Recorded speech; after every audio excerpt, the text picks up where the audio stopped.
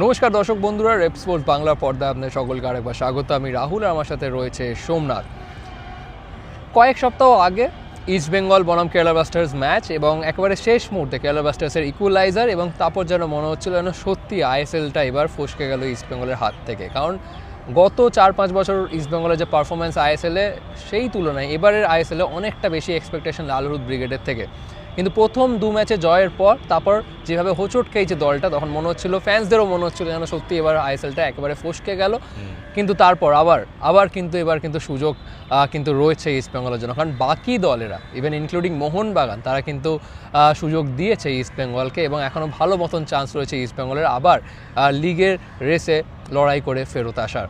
Next match Chennai এফসির বিরুদ্ধে away match, অবশ্যই কঠিন হবে এবং রাদার ইস্ট বেঙ্গলের ফার্স্ট অ্যাওয়ে ম্যাচ এই আইএসএলের, তো অবশ্যই একটা কিন্তু অ্যাওয়ে চ্যালেঞ্জ যাকে বলা যায়। কিন্তু সেই ম্যাচের আগে ইস্ট বেঙ্গল প্রথম এখনও পর্যন্ত যে কটা ম্যাচ খেলেছে সেখানে কোথায় কোথায় went wrong for east Bengal, আগামী ম্যাচগুলোতে কী কী চ্যালেঞ্জেস সম্মুখীন হতে পারে ইস্ট বেঙ্গলকে, সেই সমস্ত কিছু নিয়ে আলোচনা করব এই ভিডিওতে। বাট প্রথম যে পয়েন্টটা, যে টকিং পয়েন্ট সোমনাথ, কেভিন সিভিয়ে will be back in backline, একেবারে কনফার্ম ধরে নেওয়া যায়। চেন্নাই ম্যাচে আমরা কেভিন সিভিয়েকে দেখছি, কেভিন সিভিয়ে আসায় কতটা অ্যাডভান্টেজ দলের, এবং সেখানে কেভিন সিভিয়ে ইনক্লুড হওয়ায় দলের কম্বিনেশন কিছু চেঞ্জেস দেখতে পারি আমরা। একেবারেই তাই, এবং আমার মনে হয় যে এই চেন্নাই ম্যাচেই এমন একটা ম্যাচ যেখানে ইস্ট বেঙ্গল পূর্ণ শক্তি নিয়ে নামতে চলেছে এই বছরে আইএসএলে। জানেন যে ফার্স্ট ম্যাচ থেকেই কেভিন সিভিয়ের ইঞ্জুরি ছিল, মাহেশের ইঞ্জুরি ছিল, সাউল থার্ড ম্যাচ থেকে অ্যাভেলেবেল ছিল না, অর্থাৎ এই চোট আঘাতে কিন্তু ইস্ট বেঙ্গল জর্জরিত ছিল ঠিকই, কিন্তু এই চেন্নাই ম্যাচ থেকে কিন্তু আমরা দেখতে চলেছি ইস্ট বেঙ্গলের পূর্ণ শক্তির দল। এবং অবশ্যই যখন ফুল ফ্লেজড দল থাকবে, 6টা বিদেশি অ্যাভেলেবেল এবং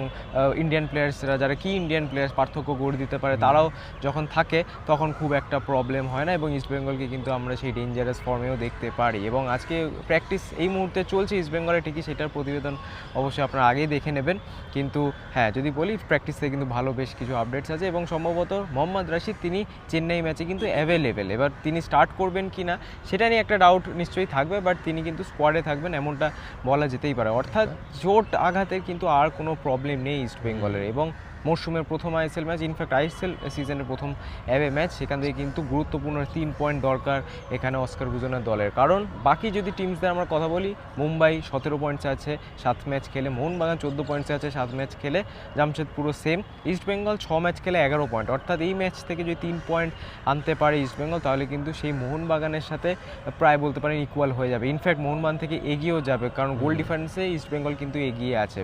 2 নম্বরে কিন্তু সোজাসুজি দ্বিতীয় স্থানে চলে যাওয়ার একটা সুযোগ, এবং অবশ্যই এই সুযোগটা কিন্তু হাতছাড়া করতে চাইবেন না অস্কার গুজন এবং এই ইস্ট বেঙ্গলের দল। একেবারেই তাই, এবং পাশাপাশি দ্বিতীয় ফেজে একবার প্রথম ম্যাচে চেন্নাই এফসি আমরা জানি খুব একটা ভালো জায়গায় নেই, বেশ নড়বড়ে লাগছে চেন্নাইকে। ইন্টারকাশির বিরুদ্ধে, যে ইন্টারকাশি মাত্র 2 বিদেশি নিয়ে প্রথম একাদশ নামিয়েছিল, সেই ইন্টারকাশির কাছে 2-1 গোলে হেরেছে কিন্তু চেন্নাই এফসি। সুতরাং এটা একটা বড় অপরচুনিটি ইস্ট বেঙ্গলের জন্য, এবং এই ম্যাচে যদি জয়টা তুলে নিতে পারে অবশ্যই big boost for the team going ahead. কিন্তু পাশাপাশি সোমনাথ, ইউসেফ এজারিকে নিয়েও একটু চিন্তা করতে হচ্ছে, কারণ ইস্ট বেঙ্গল টিমকে আমরা দেখছি চান্সেস প্রচুর ক্রিয়েট করছে, এবং সেটা নিয়ে কোচ স্বস্তির নিঃশ্বাস ফেলতেই পারেন। কিন্তু স্ট্রাইকার, যে তোমার ক্লিনিক্যাল ফিনিশিংয়ের জন্য যার দায়িত্ব, বক্সের মধ্যে ফিনিশ করার যে দায়িত্ব, সেইটা এখনও সে আমরা দেখছি না ইউসেফকে। কারণ অবশ্যই তিনি পেনাল্টি থেকে বেশিরভাগ গোল করেছেন ঠিকই, কিন্তু অনেক সহজ সুযোগও তিনি নষ্ট করছেন। সেটা কি একটা চিন্তার কারণ ইস্ট বেঙ্গলের জন্য? মানে আপনারা জাস্ট ভেবে দেখুন যে ইস্ট বেঙ্গলের এই টিমের যদি প্রবলেমস বলি, খুব একটা বেশি প্রবলেম নেই, এবং সবথেকে বড় প্রবলেম কিন্তু এই স্ট্রাইকারদের ফায়ার না করাটা। বাট স্টিল ইউসুফ এজারি কিন্তু গোল্ডেন বুট রেসে একদম টপ আছে, মানে joint highest goal scorer with Jamie Maclaren. তার মানে ভাবুন যে কীরকম একটা প্রবলেম। অবশ্যই তিনি ম্যাক্সিমাম গোল স্কোর করেছেন পেনাল্টি থেকে, বাট কঠিন ম্যাচেসে কিন্তু যখন মিগেল বল দেবে, রাশিদ বল দেবে উইং থেকে, যখন ইউসুফ বল পাবে, সেই বলগুলোকে কিন্তু কানেক্ট করতে হবে গোলের মধ্যে, কারণ না হলে কিন্তু বিগ ম্যাচেসে, ধরুন ডার্বি, ধরুন মুম্বাই অ্যাওয়ে ম্যাচে ধরুন, সেখানে কিন্তু এরকম চান্স বারবার পাবে না, যেটা মোহামেডান ম্যাচে ইউসুফ পেয়েছিলেন, কেরালা ম্যাচে ইউসুফ পেয়েছিলেন, কাজে লাগাতে পারেনি। গোয়া ম্যাচেও ইনফ্যাক্ট তিনি চান্স পেয়েছিলেন। ক্লিনিক্যাল হতে হবে এবং ওপেন প্লে থেকে গোল করতে হবে, এবং সেই প্রবলেমটা যদি সলভ হয়ে যায়, 7টা ম্যাচ বাকি এবং একটা বড় ব্রেক থেকে কিন্তু ইস্ট বেঙ্গল এই নেক্সট ফেজ অফ দ্য আইএসএলে ঢুকছে। এখন যদি মোমেন্টাম চেঞ্জ হয়, ইউসুফ যদি গোলের মধ্যে থাকতে পারে, আমার মনে হয় যে ইস্ট বেঙ্গলে আর সেরকম কোনো সমস্যা হওয়ার কথা নয়। অবশ্যই কনসিস্টেন্সি একটা ইস্ট বেঙ্গলের প্রবলেম, যেটা কিন্তু বছরের পর বছর ইস্ট বেঙ্গলকে ভুগিয়েছে। দুটো ম্যাচ ভালো খেললে থার্ড ম্যাচে ইস্ট বেঙ্গলকে সেই চেনা ছন্দে দেখা যায় না এবং সেখান থেকে আবার ডাউনফল শুরু হয়, আবার সেখান থেকে ঘুরে দাঁড়াতে কিন্তু বেশ কিছু ম্যাচ লাগে। এই যে কনসিস্টেন্সির একটা প্রবলেম, এখানে কিন্তু পার্থক্য হয়ে গেছে ইস্ট বেঙ্গল এবং মোহনবাগানের। মোহনবাগান যখন একবার জিততে শুরু করে দেয় বা তাদের খেলা ভালো লাগে তখন কিন্তু তারা কন্টিনিউয়াসলি জিততে থাকে বা পয়েন্টস নিতে থাকে। ইস্ট বেঙ্গলে কিন্তু ঠিক সেই জিনিসটা হয় না। এই বছর আইএসএলও প্রথম দুটো ম্যাচ অসাধারণভাবে খেলা, ইনফ্যাক্ট বেস্ট ফুটবল খেলা, তারপরে কিন্তু জামশেদপুর, গোয়া, কেরাল ব্লাস্টার্সের বিরুদ্ধে পয়েন্ট ড্রপ করা হয়। অবশ্যই মোহামেডানের বিরুদ্ধে তারা কামব্যাক করেছে, একটা বড় জয় আইএসএল এর ইতিহাসে। এরকম বড় জয় জাস্ট আরেকবারই হয়েছিল 2016-17 সিজনে যদি আমরা কথা বলি, বাট তাছাড়া কিন্তু হয়নি। তো এরকম একটা বড় রেজাল্টের পরে অবশ্যই কনফিডেন্স খুবই বুস্ট হওয়ার কথা এবং সেইটা কিন্তু কাজে লাগতে হবে এই চেন্নাই ম্যাচে। দেখা যাক কী হয় 11 তারিখ। একেবারেই তাই, বাট কনসিস্টেন্সি যে কথাটা সেটা অবশ্যই চোখে পড়েছে কিন্তু ইস্টবেঙ্গল। আমরা যদি দেখে আসি লাস্ট 3-4 বছরে ইভেন ভালো দলগুলো ইস্টবেঙ্গল এই কনসিস্টেন্সিটা কিন্তু বেশ ভুগিয়েছে। পরপর দুটো ম্যাচ খুব ভালো খেললো ইস্টবেঙ্গল, পরের ম্যাচে ইস্টবেঙ্গলের পারফরমেন্স দেখে একেবারে চেনাই গেল না ইস্টবেঙ্গলকে, একবারে অন্যরকম ইস্টবেঙ্গলকে লাগলো। এবং এটা ইভেন এই সিজনও কিন্তু হয়েছে, এটা সোমনাথ বললো যে প্রথম দু ম্যাচ ভালো শুরু করার পরও তারপরও যে একটা টিম এভাবে মোমেন্টাম হারিয়ে ফেলতে পারে সেটা হয়তো ইস্টবেঙ্গলের ক্ষেত্রে পসিবল। আশা করছি নেক্সট যে ফেজটা খুবই একটা ক্রুশিয়াল ফেজ, হাতে 7টা ম্যাচ বাকি ইস্টবেঙ্গলের, এই 7টা ম্যাচ কিন্তু কনসিস্টেন্টলিভাবে জিতে যেতে হবে ইস্টবেঙ্গলকে, তাহলেই কিন্তু লিগ জেতার দাবিদার থাকবে লাল হলুদ ব্রিগেড, অর এলস এটা কিন্তু আরও কঠিন হবে লাল হলুদ ব্রিগেডের জন্য। বাট পাশাপাশি চেন্নাইয়ের ম্যাচে আমরা নতুন মিডফিল্ড দেখতে চলেছি, কারণ ধরেই নেওয়া যাচ্ছে যে মোহাম্মদ রাশিদ হয়তো শুরু করবেন না। অবশ্যই মোহাম্মদ রাশিদকে নিয়ে খুব একটা চিন্তারও কারণ নেই, কারণ প্রথমে যেভাবে হেডলাইন হচ্ছিল যে রাশিদকে নিয়ে চিন্তার কারণ চোট রয়েছে তার, কিন্তু এখন যদি দেখি খুব একটা তাকে নিয়ে চিন্তার কারণে হয়তো তাকে নিয়ে খুব একটা ঝুঁকি নেবে না চেন্নাই ম্যাচে কোচ অস্কার ব্রুজো। আবার সেই ক্ষেত্রে দাঁড়িয়ে নতুন মাঝমাঠ দেখতে চলেছি ইস্টবেঙ্গলের চেন্নাইয়ের বিরুদ্ধে। একেবারে দেখুন, রাশিদের চোট সংশয় তো আছেই, তিনি চেন্নাই ম্যাচে অ্যাভেলেবেল থাকবে কিনা। চোট না, এখন আমরা রাশিদকে ইনফ্যাক্ট দেখতেও পাচ্ছি তিনি সাইড লাইনে দৌড়াচ্ছেন, দৌড়ানোর প্র্যাকটিস করছেন এবং সম্ভবত চেন্নাই ম্যাচের আগে তিনি ফিট হয়ে যাবেন। খেলবেন কি খেলবেন না সেটা পরের কথা, বাট স্টিল রাশিদ থাকলেও কিন্তু মিডফিল্ডে আমরা একটা চেঞ্জ দেখতে পাবো, কারণ কেভিন সিবিএকে যখন ডিফেন্সে ফিট করানো হবে, একটা বিদেশি যখন ডিফেন্সে দাঁড় করানো হবে, তখন কিন্তু মিডফিল্ড থেকে একটা বিদেশি তুলে নিতে হবে এবং যেটা ইস্ট বেঙ্গলে এবার বলতে পারেন এক্স ফ্যাক্টর, 3 বিদেশি মিডফিল্ড।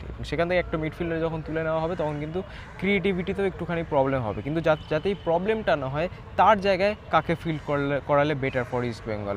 আমার যা অনুমান বা প্র্যাকটিস দেখে যা অনুমান, আমরা কিন্তু মিডফিল্ডে মিগুয়েল ফেরেরা, নাওরেম মহেশ সিং এবং সাউল ক্রেসপোকে কিন্তু দেখতে চলেছি চেন্নাই ম্যাচে। অবশ্যই নাওরেম মহেশ সিং তিনি মোহামেডান ম্যাচে দ্বিতীয় হাফে নেমে কিন্তু অসাধারণ খেলছিলেন, তার অ্যাসিস্ট রয়েছে, অনেকগুলো কি পাস তিনি দিয়েছেন এবং সেখান থেকে কিন্তু ক্রিয়েটিভিটির দিক থেকে অসুবিধা যাতে না হয় আমরা কিন্তু নাওরেম মহেশ সিংকে দেখতে পারি। বাট অবশ্যই মোহাম্মদ রাশিদের অ্যাবসেন্স বা ইনফ্যাক্ট যদি সাউল ক্রেসপো বসে, তাদের অ্যাবসেন্স কিন্তু বিদেশি প্লেয়ারদের অ্যাবসেন্স খুব একটা ঢাকা যায় না।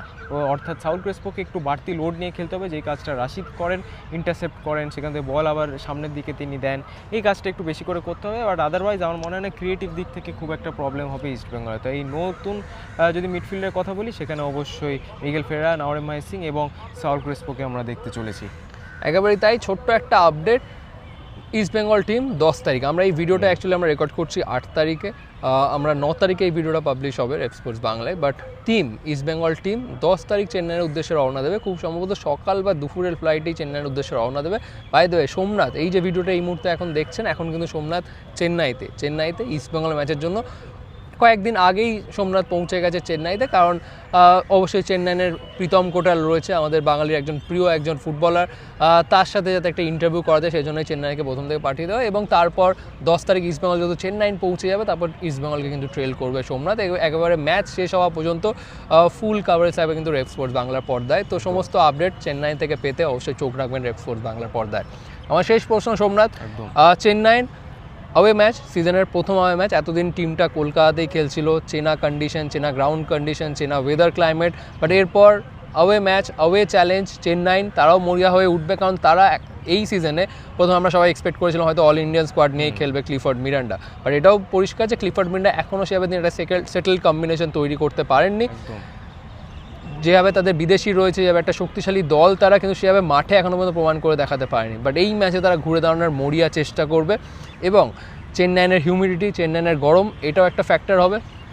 অবশ্যই, আমি জাস্ট কিছুক্ষণ আগে ওয়েদার ফোকাস দেখছিলাম চেন্নাইয়েরই, এবং যেদিন ম্যাচ আছে অর্থাৎ 11 তারিখ, সেদিন দেখছিলাম যে টেম্পারেচার অ্যারাউন্ড ওই 30 থেকে 32-এর মাঝে থাকে। বাই দ্য ওয়ে, সেই দিন সিএসকেরও ম্যাচ রয়েছে 7:30 থেকে, তোমাকে এটাও নোটিস করতে হবে কতগুলো ফুটবল ফ্যান্স স্টেডিয়ামে যাচ্ছে কতগুলো ফ্যান সিএসকে ম্যাচ দেখতে একদমই দেখতে। চেন্নাই ফ্যান্সের কথা আমি ঠিক জানি না, বাট ইস্ট বেঙ্গল ফ্যান্সরা কিন্তু আমি যা শুনতে পাচ্ছি তারা চেন্নাইতে? কিন্তু যাচ্ছে। আবার নানান, অসাধারণ।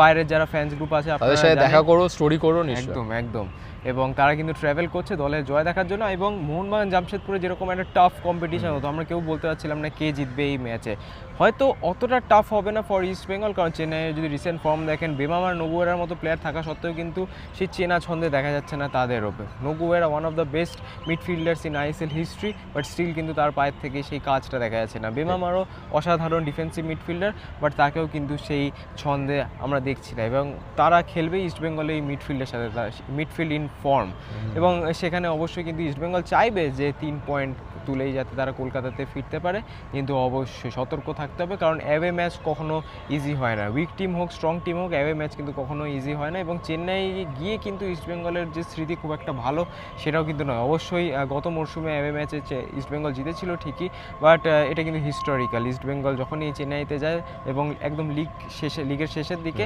খুব একটা কিন্তু পজিটিভ রেজাল্ট হয় না। আপনাদের মনে থাকবে 2018-19 সিজনে যেইবার আই লিগ জিতেছিল চেন্নাই সিটি এফসি, সেখানে কিন্তু ইস্টবেঙ্গল চেন্নাই সিটি এফসির বিরুদ্ধে অ্যাওয়ে খেলতে গিয়ে এখানে পয়েন্ট হারিয়েছিল, এবং সেটাই কিন্তু লাস্ট ওই দিনটার কথা আর মনে করবে না ইস্টবেঙ্গল ফ্যান্সদেরকে। একদমই, এবং সেটাই কিন্তু পার্থক্য করে দিয়েছিল। সেই ম্যাচটা জিততে পারলে হয়তো ইস্টবেঙ্গল আই লিগ চ্যাম্পিয়ন হয়ে যেত 2018-19 সিজনে। অর্থাৎ খুব একটা ভালো মেমোরিজ নেই for East Bengal in Chennai, but ইতিহাস কিন্তু পাল্টাতেও পারে। নতুন কিছু লেখার জন্য কিন্তু সেরকম একটা টিম লাগে, একটা চ্যাম্পিয়ন মেন্টালিটি লাগে।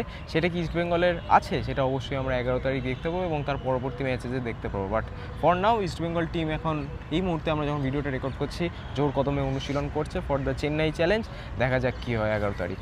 আমি জাস্ট একটা কথা বলে শেষ করতে চাই, ইস্টবেঙ্গল এবং মোহনবাগান আমার মনে হয় one of the two of the most privilege team এই আইএসএলে দাঁড়িয়ে। কারণ যেভাবে অনিশ্চয়তা দিয়ে শুরু হয়েছিল এবারের আইএসএলের লিগ, অনেকটা দেরিতে শুরু হয়, বেশিরভাগ ক্লাবেরাই সেভাবে ঠিকঠাকভাবে ট্রেনিং না করে আইএসএল শুরু করেছে। সেই জায়গায় দাঁড়িয়ে ইস্টবেঙ্গল এবং মোহনবাগানের ম্যানেজমেন্ট কিন্তু কোনোভাবে প্লেয়ারদের উপর সেই প্রভাবটা পড়তে দেয়নি। স্যালারি কন্টিনিউ করে গেছে, অপারেশনস কন্টিনিউ করে গেছে, ট্রেনিং কিন্তু কন্টিনিউ করে গেছে। এই সমস্ত অ্যাডভান্টেজ নিয়েও ইস্টবেঙ্গল মোহনবাগান তাদেরকে এখনও কিন্তু তাদের সেই সেরা ছন্দে দেখা যায়নি। অন্যান্য টিমরা তাদের এগেনস্টে কম্পিট করছে। সো আমার মনে হয় ইস্টবেঙ্গল মোহনবাগান আশা করছি এই নেক্সট ম্যাচগুলোতে আবার তাদেরকে সেই চেনা ফর্মে দেখবো। আর যাই হয়ে যাক, কলকাতা ডার্বিটা লিগ ডিসাইডার চাই। অনেকদিন জমজমাট আইএসএল ডার্বি দেখতে পারিনি আমরা। এই আইএসএলে যে ডার্বি হবে 17ই মে, সেটা যেন একটা লিগ ডিসাইডার ডার্বি হয়, এটাই আমরা চাই। অসংখ্য ধন্যবাদ আপনাদের সকলকে দেখার জন্য। আপনাদের কি মতামত অবশ্যই জানান কমেন্ট সেকশনে। কোনো ডাউটস বা কোয়ারিজ থাকলে অবশ্যই জানিয়ে ফেলুন, সেটার উত্তর আপনারা পেয়ে যাবেন। এখানেই শেষ করছি এই ভিডিও, বাট যারা নতুন রয়েছেন এখনও সাবস্ক্রাইব করেনি, দয়া করে লাইক শেয়ার এবং সাবস্ক্রাইবটা করে দেবেন। এখানেই শেষ করছি। Somnath will be in Chennai to cover the East Bengal game. সমস্ত আপডেট আপনারা পেয়ে যাবেন। তো এখানেই শেষ করলাম, আবার আপনাদের সকলের সাথে দেখা হচ্ছে পরবর্তী ভিডিওতে।